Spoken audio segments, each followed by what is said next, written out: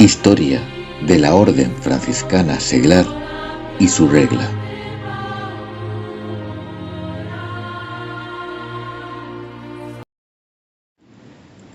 Capítulo 1. Introducción. La novedad franciscana. El papel esencial de la historia en la formación. ¿Por qué incluir una lección de historia en un curso de formación inicial de la OFS y la importancia que lo conozcamos todos los hermanos profesos? El conocimiento de nuestra historia nos remite a las raíces y a las fértiles fuentes de la gracia a través de la cual el proyecto de Dios se ha realizado en Francisco y a través de él en todos los que, llamados por Dios, se han dispuesto a su seguimiento. Esto nos pone en línea de continuidad con aquellos que nos han precedido en la misma familia, en la misma vocación, con el desarrollo que la familia ha experimentado en el transcurso del tiempo.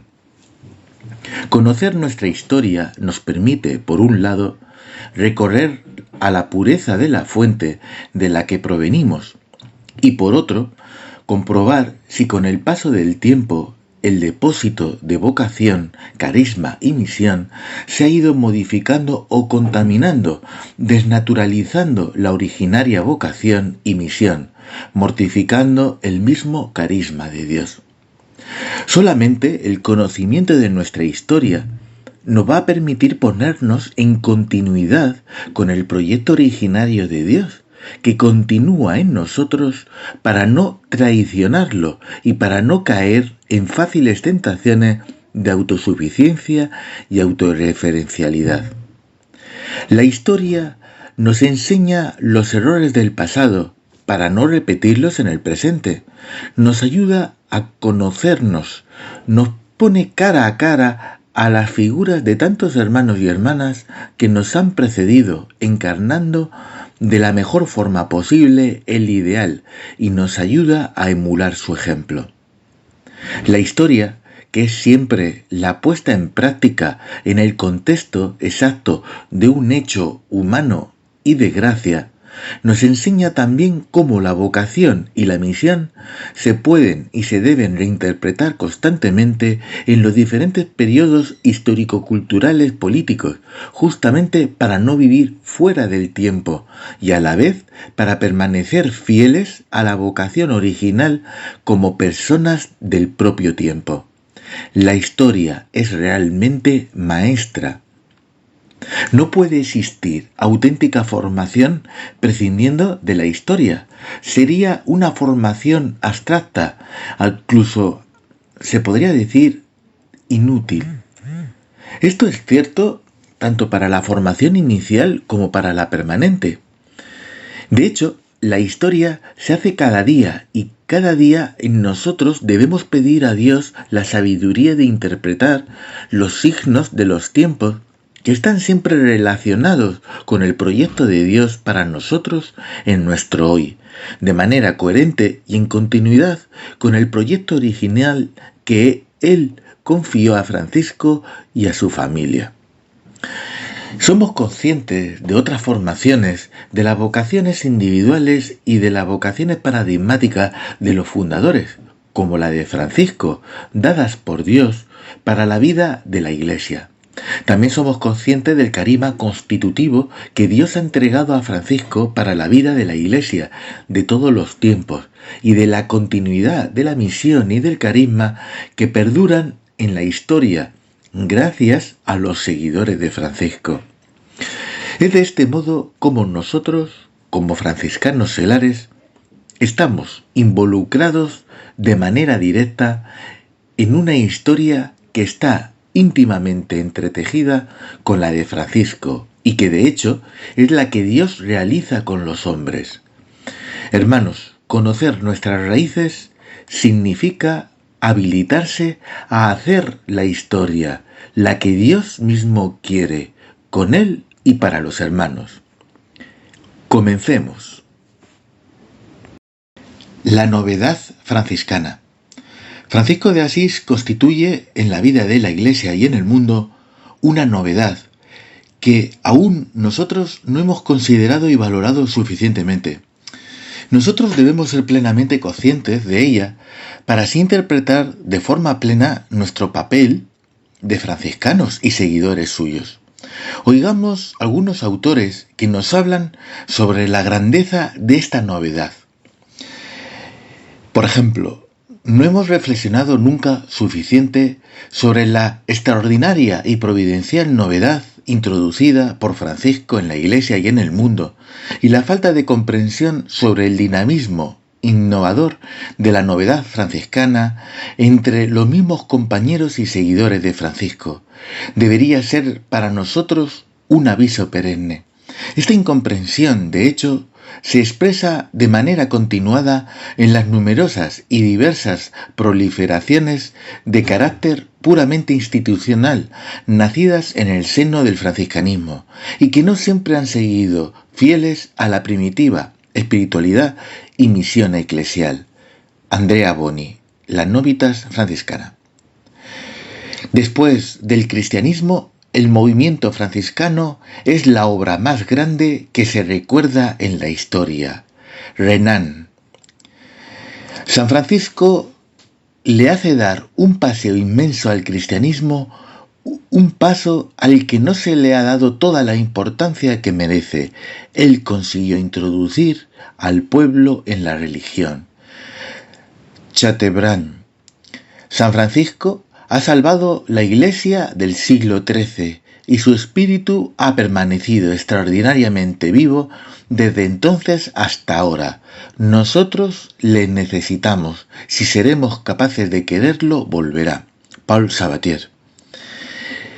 Y en esta novedad, el padre Luciano Canonici no duda en definir a la OFS como la obra de arte del trabajo de reconstrucción moral y social actuado por San Francisco. De estas novedades debemos empezar a hablar, sobre todo porque aquí están nuestras raíces que para nosotros, franciscanos seglares, se han alejado de alguna manera a causa de las vicisitudes históricas de las que hemos sido objeto y que han culminado en la que llamamos esa obediencia dócil.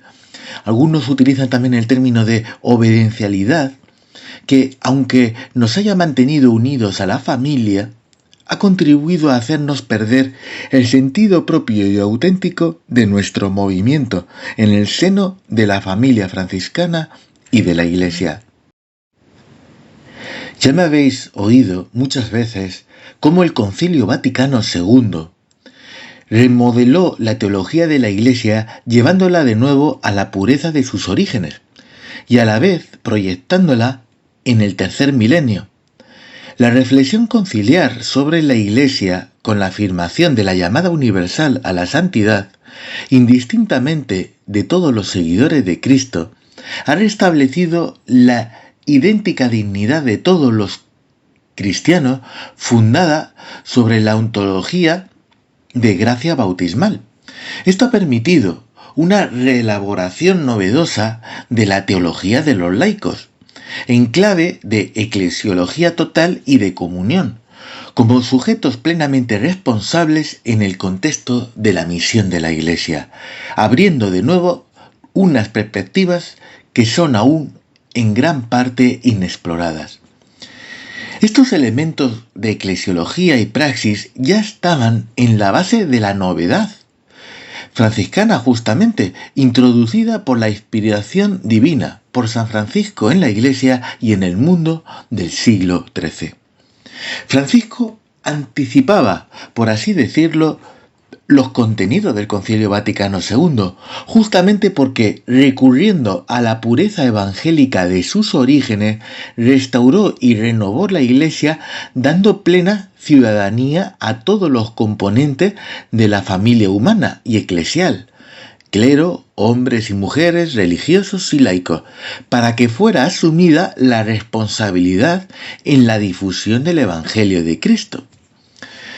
Con él se inaugura una nueva forma de vida religiosa, la apostólica, que, acompañándose a las ya existentes, monástica, eremítica y canonical, completa y da solidez a las expresiones de vida religiosa.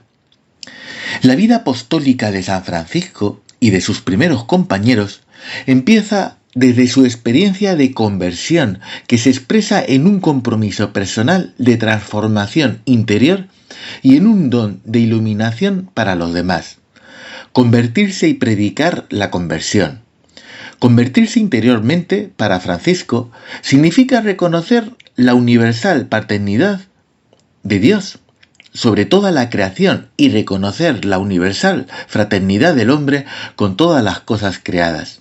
Estos inicialmente son conocidos como los penitentes de Asís.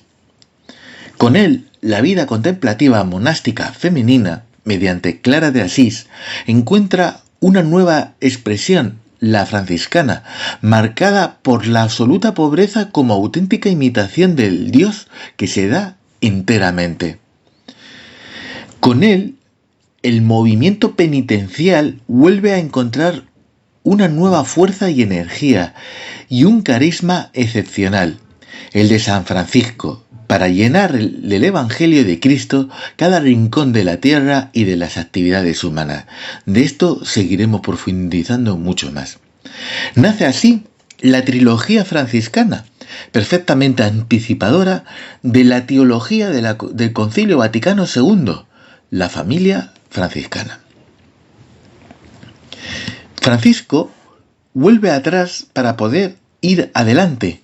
Él vuelve a la pureza del Evangelio y a la primera experiencia apostólica para restablecer la eterna novedad del Evangelio de Cristo, siempre amenazado por las superestructuras humanas, desde lo que es contingente tiende a ahogar lo esencial.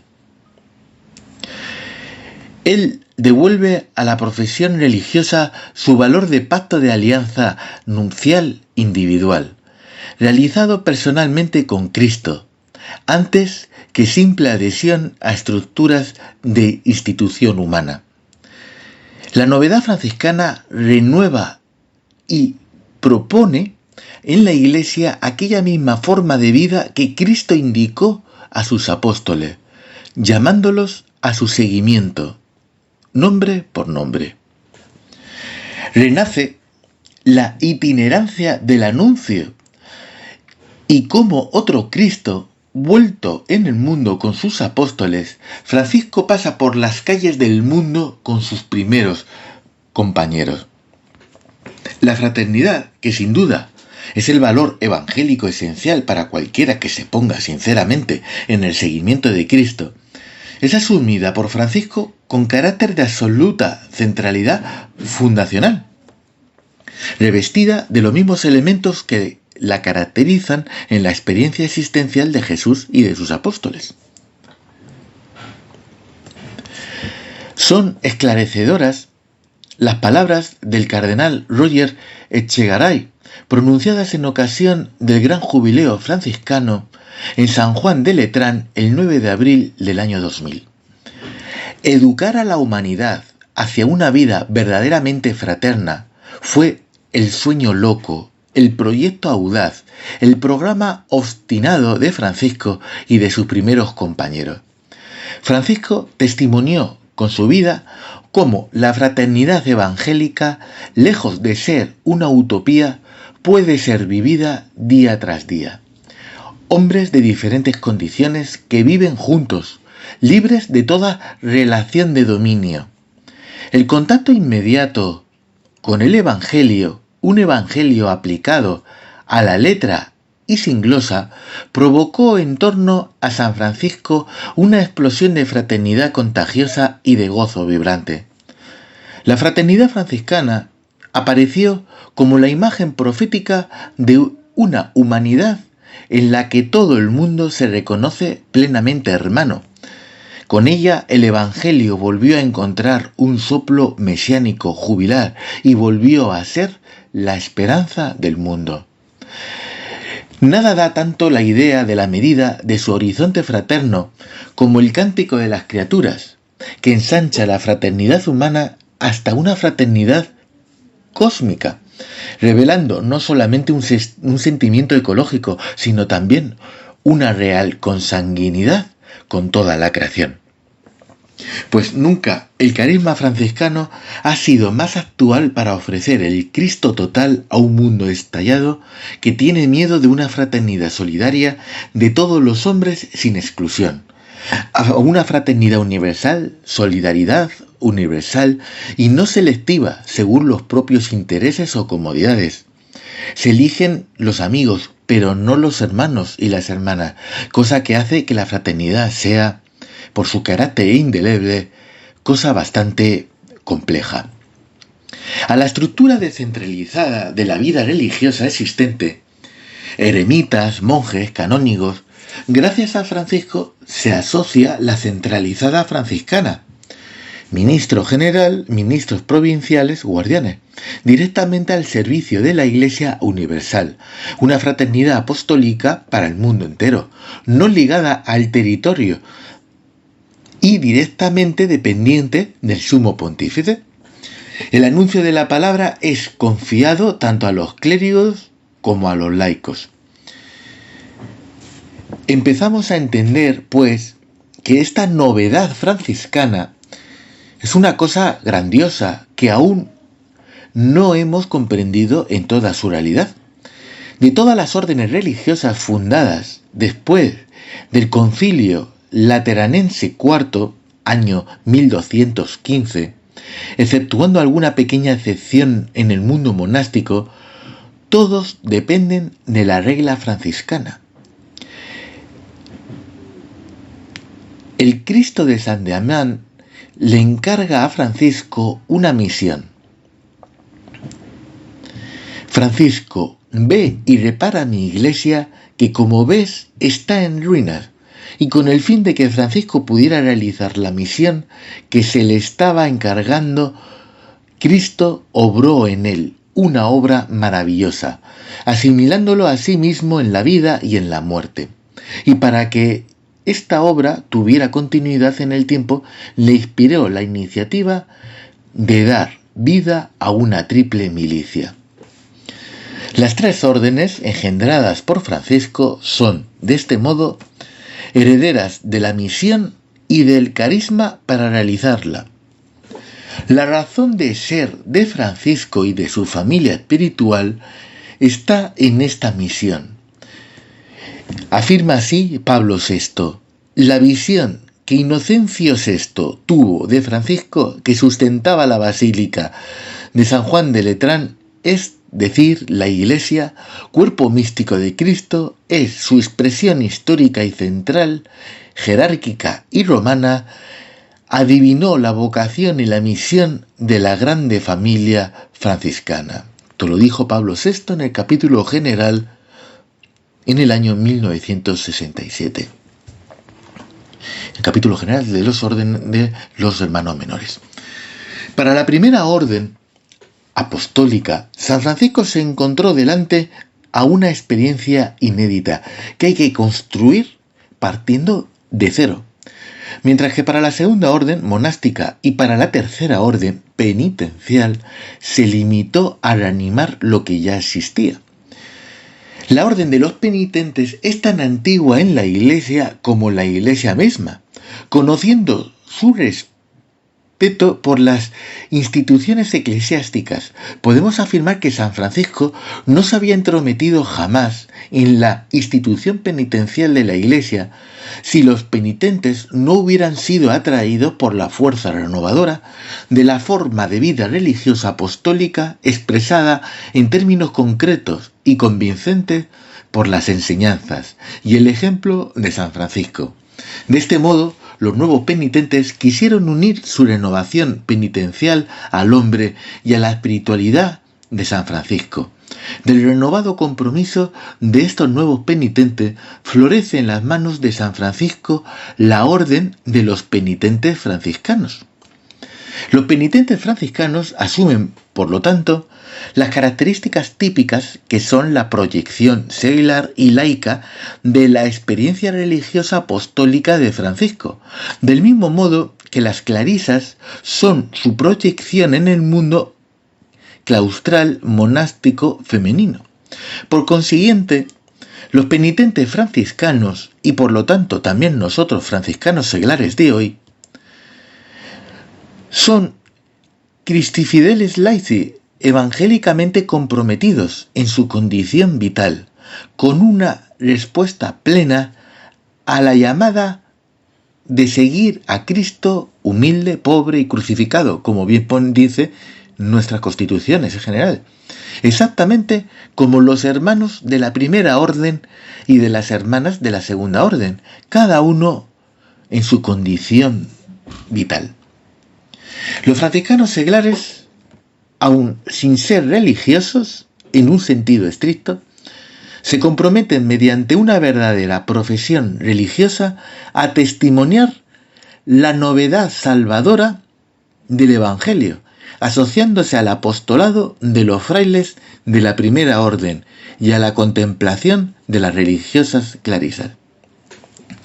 En definitiva, San Francisco dio a sus tres órdenes solo una regla, una más perfecta observancia del Evangelio, cada uno desde su condición de vida.